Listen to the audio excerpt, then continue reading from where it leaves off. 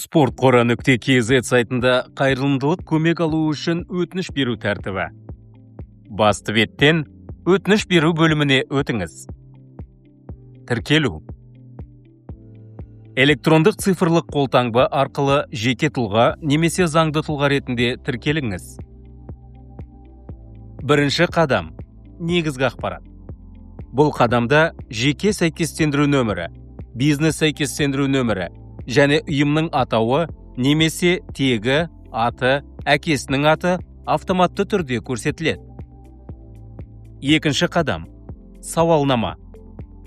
Әлеуетті көмек алушының сауалнамасын толтырыңыз. Міндетті түрде толтырылуы тиіс жолдар жұлдызшамен белгіленген. Жолдарды толтыру бойынша толық ақпаратты ай белгішесін басу арқылы көре аласыз. Үшінші қадам. Өтінішті тіркеу. Қайырымдылық көмек көрсету туралы өтінішті PDF форматында тіркеу қажет. Құжат жүктелгеннен кейін терезе жасыл түске боялады. Төртінші қадам. Құжаттар. Өтінішке қажетті қосымша құжаттарды тіркеңіз. Құжаттардың форматы, саны және көлемі сипаттамада көрсетілген. Бесінші қадам. Қосымша материалдар.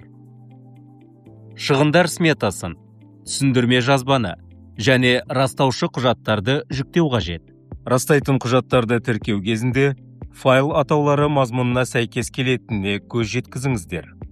Өтініш сәтті жіберілген жағдайда экранда жасыл белгі пайда болады. Өтінішіңіздің мәртебесін жеке кабинет арқылы қадағалай аласыз.